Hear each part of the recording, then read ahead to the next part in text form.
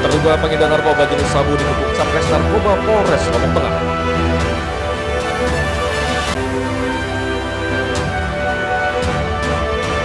Harga sejumlah bahan pokok di pasar tradisional Taliwang, Sumbawa Barat melonjak.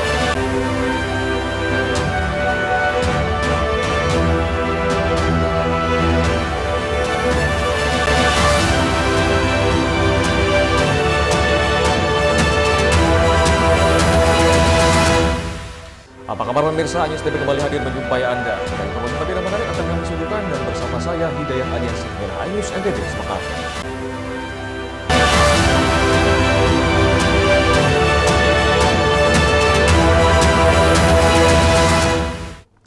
Informasi pertama kami pemirsa, dua terduga pengedar narkoba jenis sabu dibekuk Satres Narkoba Polres Lombok Tengah dan dari tangan terduga pelaku polisi sita 139,67 gram sabu sebagai barang bukti.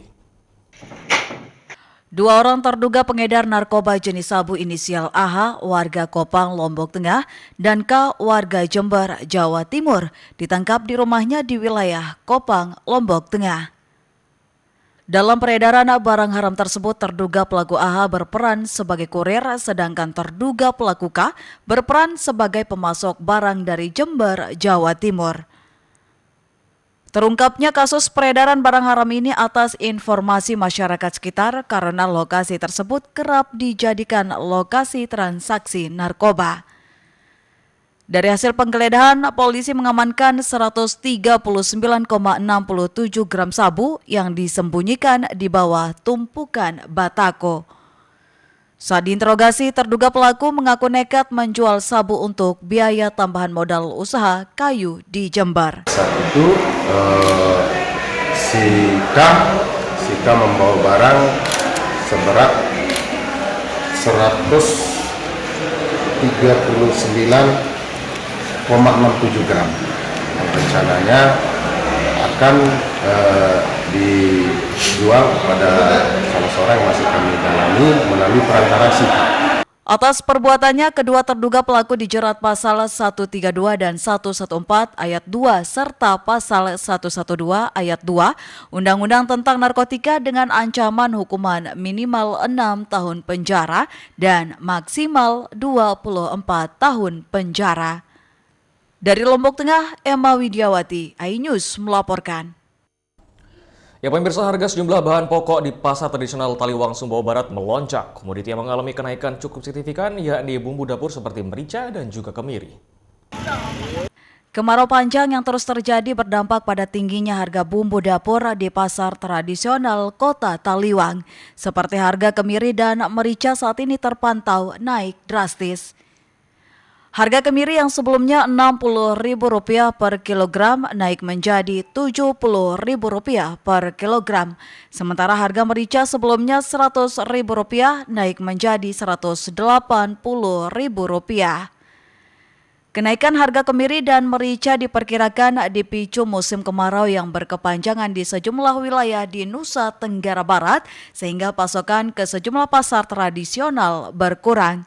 Kondisi ini berakibat sepinya pembeli di pasar tradisional Tanah Mira Taliwang, Kabupaten Sumbawa Barat. Namun harga sejumlah bumbu dapur lain seperti bawang putih, bawang merah, tomat, cabai rawit, dan cabai keriting masih cenderung stabil belum mengalami kenaikan harga. Naiknya sejak beberapa minggu kemarin. Baru ini baru. Dari harga berapa itu? Dari harga 60 Ke naik ke 65 70 ya. Dari Sumbawa Barat, Topan Iswandi, iNews melaporkan. Ya, sejumlah anggota DPRD Lombok Barat diduga gadaikan SK untuk pinjaman di bank karena diduga tingginya biaya politik pada Pileg Februari 2024 lalu. Sejumlah anggota Dewan Perwakilan Rakyat Daerah Kabupaten Lombok Barat ramai-ramai menggadaikan SK usai dilantik pada Agustus 2024 lalu. Biaya politik yang tinggi pada Pileg lalu diduga menjadi pemicu. Urusan gadai SK sudah menjadi kewenangan personal dan perlu diketahui biaya politik memang tidak murah. Setelah dilantik, setiap anggota dewan akan menerima SK untuk selanjutnya itu menjadi urusan masing-masing. Demikian istilah Gadai SK sudah menjadi fenomena lumrah di beberapa daerah. Namun begitu secara istilah menyebutkan yakni titip bukan gadai. Semua punya alasan masing-masing dan Gadai SK juga tidak melanggar hukum karena sudah dipertanggungjawabkan dengan pemotongan gaji. Sekretaris DPRD Lombok Barat menanggapi soal ramai-ramai DPRD biasanya Gadai SK, pihaknya sampai dengan saat ini belum menerima ada pengajuan Gadai SK secara administratif ke Sekretariat DPRD Lombok Barat. Karena DPRD setempat tengah sibuk menyelesaikan pansus tata tertib dan menyelesaikan alat kelengkapan DPRD. Sekretariat DPRD juga tidak mengetahui secara detail siapa saja anggota dewan yang menggadaikan SK-nya. Mekanisme untuk menggadaikan SK harus melalui beberapa syarat yang ditentukan oleh Sekretariat Dewan maupun bank yang bekerja sama. Belum masuk sementara ini, karena DPR kami sedang fokus untuk pembahasan mengenai kelengkapannya mereka di sini kan, sehingga belum ada yang sampai hari ini belum ada yang masuk kaitan dengan masalah gade-menggade gitu. Jaminan SK DPRD pasca dilantik biasanya untuk mendapatkan dana segara dari angka 500 sampai 1 miliar. Namun itu juga tergantung kebutuhan dari anggota DPRD setempat dengan mekanisme potong gaji. Dari Lombok Barat, Muzakir, iNews melaporkan. Kami akan segera kembali, tetaplah bersama iNews NTB.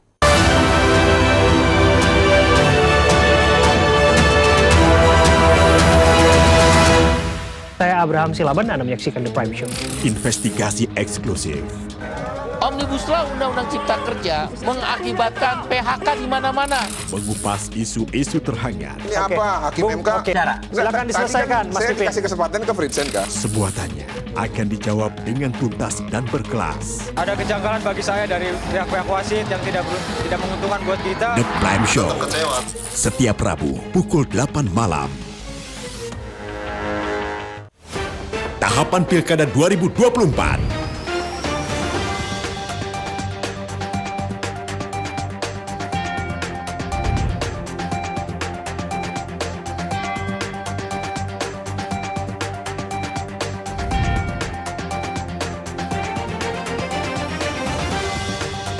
Ikuti informasi terkini seputar Pilkada di semua program berita iNews.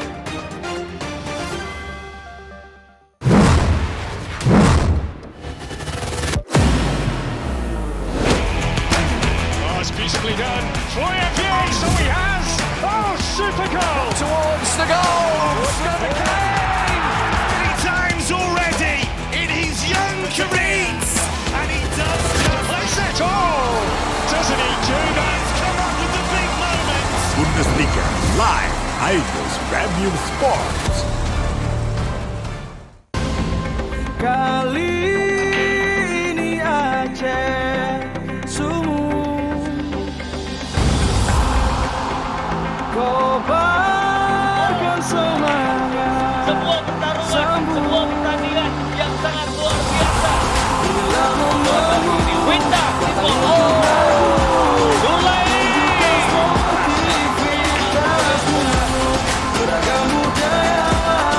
Ya, lalu luar biasa serangan.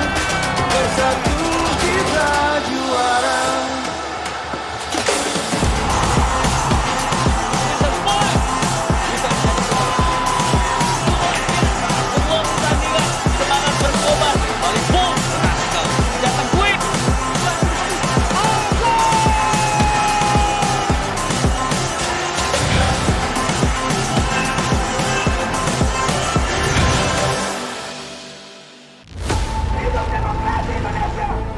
Mempertanyakan rasa keadilan. Negeri kami nampak kehilangan kemudi. Kebenaran, keberanian, dan juga kejujuran. Itu hak demokrasi, nggak apa-apa. Saatnya kita bicara. Tuntaskan di sini. Menyampaikan dari kacamata mahasiswa. Saya Aryo Ardi. Saya Anisha Dasuki. Interupsi hanya di iNews.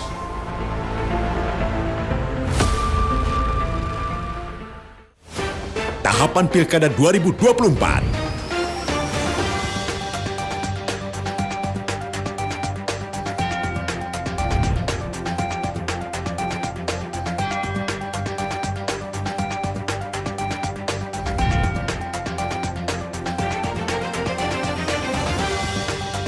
Ikuti informasi terkini seputar Pilkada di semua program berita iNews.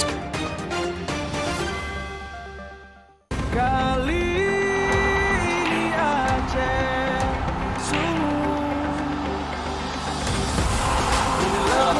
Winda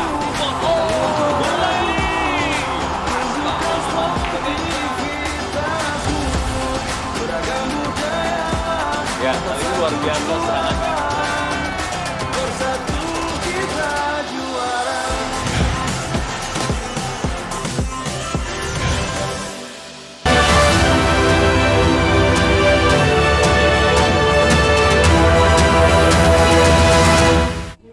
Terima kasih Anda masih bersama kami pemirsa. Sekitar 5 kecamatan di Kabupaten Lombok Tengah mengajukan permintaan penyaluran air bersih akibat dampak musim kemarau. Dampak musim kemarau kini mulai dirasakan sejumlah wilayah di Kabupaten Lombok Tengah. Berdasarkan surat yang masuk ke Badan Penanggulangan Bencana Daerah Lombok Tengah, sebanyak 5 kecamatan sudah terdampak dan mengajukan permintaan penyaluran air bersih. 5 kecamatan ini diantaranya Kecamatan Jonggat, Kecamatan Pujut, Kecamatan Praia Barat, Praia Barat Daya, dan Praia Timur. Desa-desa yang sudah meminta penyaluran air bersih diantaranya Desa Pengembur, Montong Ajan, Jelantik, hingga Batu Tulis. Sementara itu, Kabupaten Lombok Tengah merupakan salah satu dari 10 kabupaten kota di NTB yang sudah terdampak kekeringan dan kini telah menetapkan status gawat kekeringan. Untuk penyaluran air bersih, BPBD telah menyiapkan 300 tangki air bersih. Kendati begitu, penyaluran nantinya melalui PDAM Lombok Tengah lantaran ketiadaan armada dari BPBD. Pengembur sudah, Montong Ajan sudah, Jelantik, Batu Tulis sudah. Ada puluhan? Enggak, belum sampai puluhan. Belasan. Di wilayah Jonggat, Praia Barat, Praia Daya. Ya, wilayah Jonggat, Praia Timur, Praia Barat, Pujut, sudah juga. Praia yang belum ada.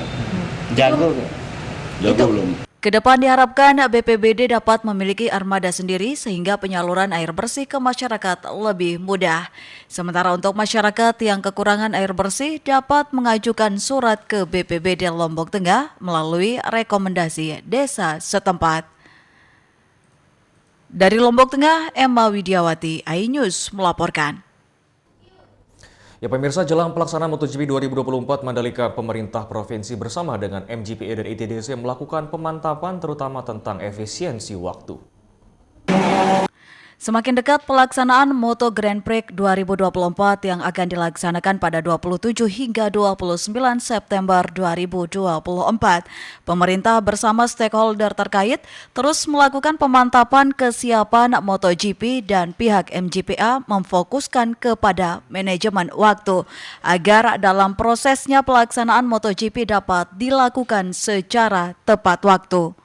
Yang dimantapkan dalam persiapan rapat ini adalah koordinasi waktu ya. Contohnya jadwal Dorna kan banyak yang berubah, bukan hanya Dorna tapi banyak sekali jadwal-jadwal yang berubah ya. Tadinya Dorna bilang 22, 23, 24, sekarang Dorna bilang 24, 25 barangnya baru datang. Ini kan bukan barang datang di bandara langsung dibawa ya. Kita perlu koordinasi dengan Bea Cukai, dengan bandara, dengan nurunin barang dari pesawatnya, parkir pesawatnya, kemudian pemeriksaan barangnya, bongkar barangnya.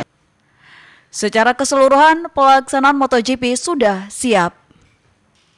Dari Mataram, Rizka Anjani, iNews melaporkan.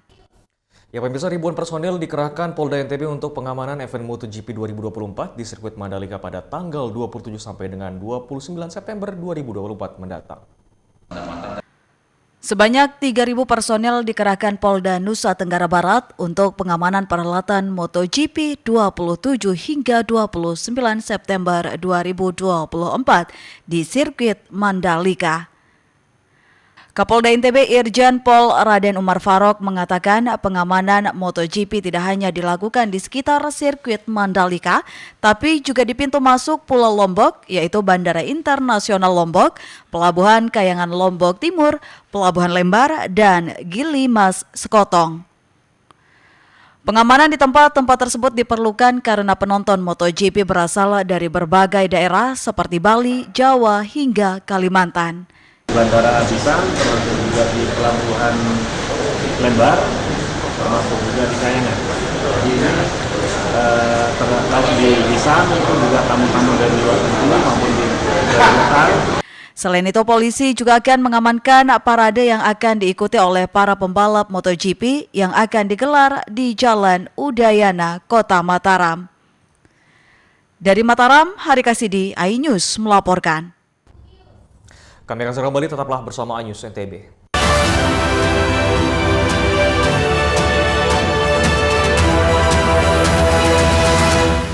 Saya Abraham Silaban, Anda menyaksikan The Prime Show. Investigasi eksklusif.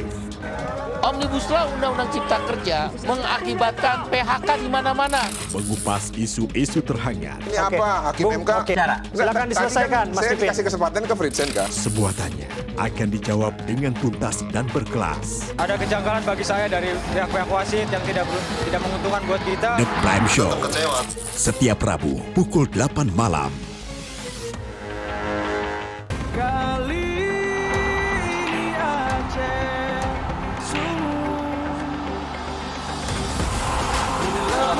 Winda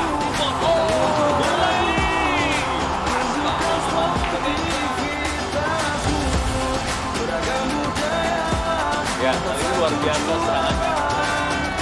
Bersatu kita juara.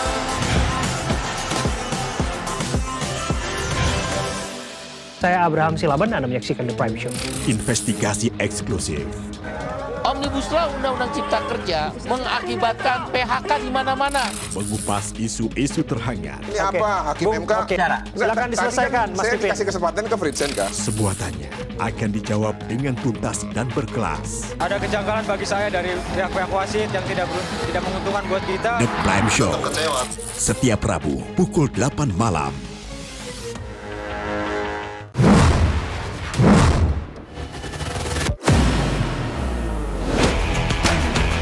Beautifully done. Troy Appiah, so he has. Oh, super goal. Towards the goal. Scott McLean. 3 times already in his young career. And he does place it. Oh, doesn't he do that? Come up with the big moments. Bundesliga live. iNews Premium Sports. Tahapan Pilkada 2024.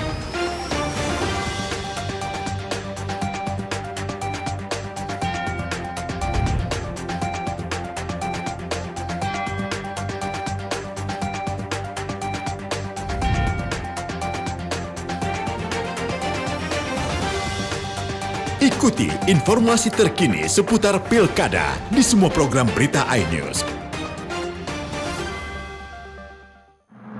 Suara tak layak dibungkam. Intelektualitas perlu diuji. Integritas butuh konsistensi demi demokrasi yang hakiki. Suarakan kejujuran demi keadilan menuju kebenaran. Saya Aiman Wicaksono, saatnya rakyat bersuara.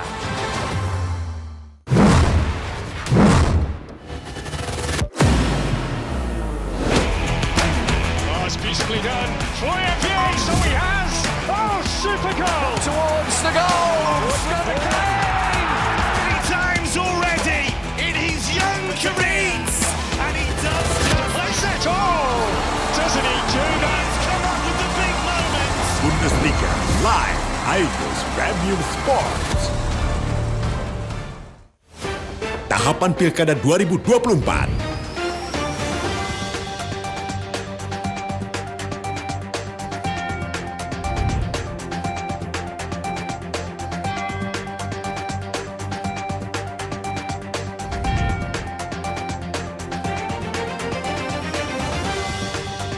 Ikuti informasi terkini seputar Pilkada di semua program berita iNews.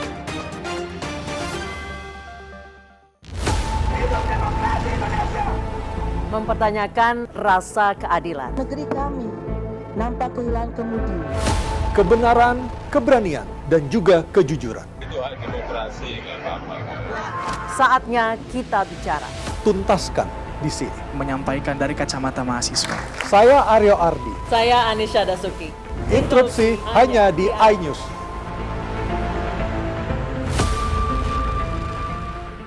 Money Weekendmu bersama program kuliner spesial. Kalaparan, eksplor gokil wisata kuliner. Tempat makan yang jarang terekspos. Food Diary, mengupas sejarah kuliner, hidangan viral dari Nusantara sampai mancanegara. Mantep banget, mantep banget. Saksikan Kuliner Special Weekend, Sabtu dan Minggu pukul 10 pagi di iNews.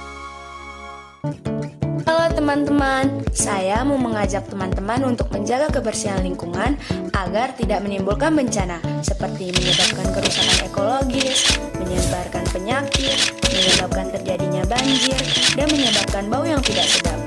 Ayo jaga kebersihan lingkungan kita dari sampah lingkungan dan sampah masyarakat. Mari kita pulangkan sampah-sampah kita ke tempat yang semestinya. Karena satu sampah yang kau buang sembarangan akan menimbulkan 1001 macam bencana. Namun, satu sampah yang kau buang ke tempatnya akan menyelamatkan seluruh alam semesta. Mari teman-teman kita buang sampah pada tempatnya untuk menjaga kelestarian lingkungan kita.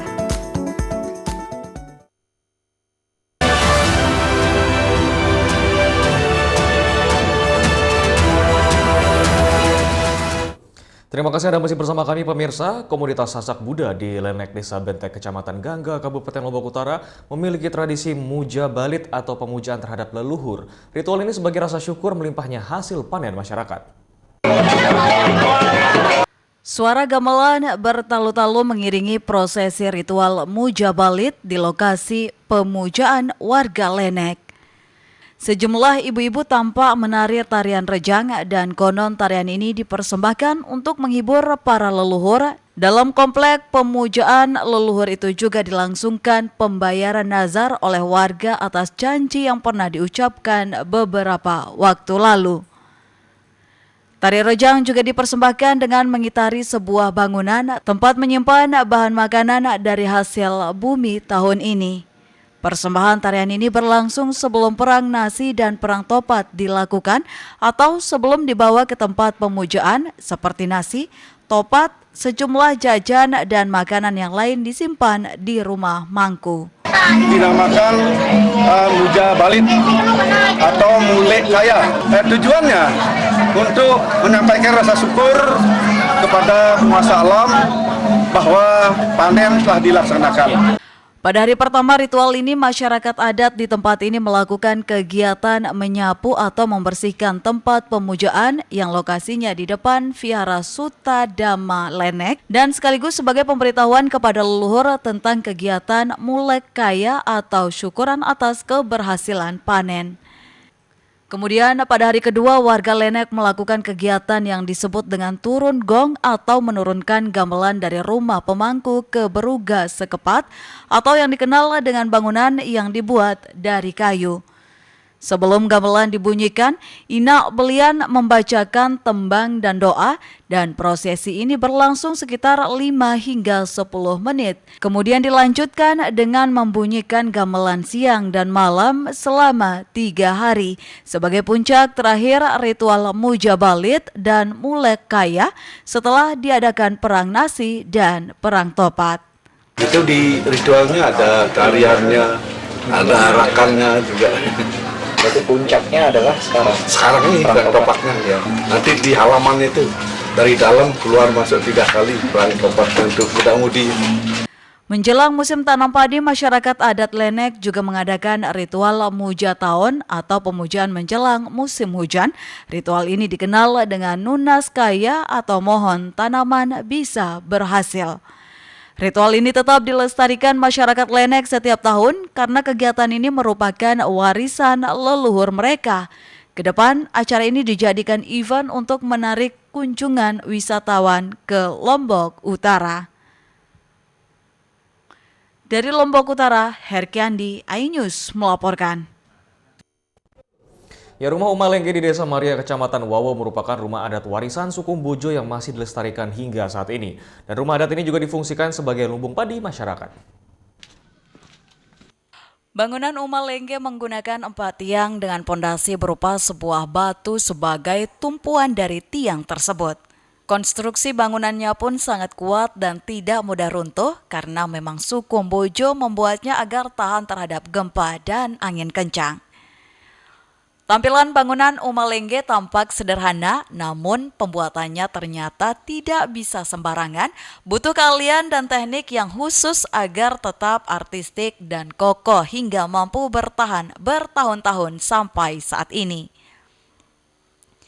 Pada zaman dahulu kala, Umalengge menjadi tempat tinggal masyarakat suku Mbojo di Desa Wawo, kemudian sebagian lagi berfungsi juga sebagai lumbung padi. Selain kuat, rumah adat ini juga memiliki keunikan sendiri, yaitu sangat sulit untuk menaiki atau memanjatnya, kecuali menggunakan tangga, bahkan tikus sekalipun tidak akan mudah untuk naik ke atas rumah. Sebab terhalang oleh ngapi atau lampi dan batu pondasi yang konon katanya telah memakai mantra dari para sando atau dalam bahasa setempat dukun. Lampi atau penampang tersebut selain berguna untuk mencegah tikus masuk ke Umalengge, juga berguna untuk mengunci struktur lantai 2. Struktur dan fisik bangunan Umalengge juga mengandung nilai-nilai sosial masyarakat di dalamnya, salah satunya adalah nilai sosial silaturahmi. Jumlah Umalengge sekarang yang masih asli 13 kakak, yang berubah jadi Uma Jompa 103, jadi 116 keseluruhan. 116 kakak ya. Berarti yang masih ditempati ada berapa? Masih ditempati, semua tempat cuma 1-2 aja yang ada penerusnya yang saya tidak pakai ya. Jadi sekarang seharian dipakai untuk apa, nyimpan apa gitu? Sekarang sudah jadi tempat untuk nyimpan padi. Dulu kan sebagai rumah orang tua yang pertama untuk tempat tinggal rumah padi ya. Sekarang yang alih fungsi jadi untuk lumbung padi. Keunikan bangunan tradisional ini tidak menggunakan paku sama sekali untuk menggabungkan atau meletakkan kayu-kayu, namun menggunakan wole untuk menggabungkan atau meletakkan kayu seperti rii atau ngapi. Dari Bima, Herkiandi, iNews melaporkan. Informasi tadi sekaligus menutup perjumpaan kita di iNews NTB kali ini. Saya Hidayat Adiasi pamit, terima kasih dan sampai jumpa kembali.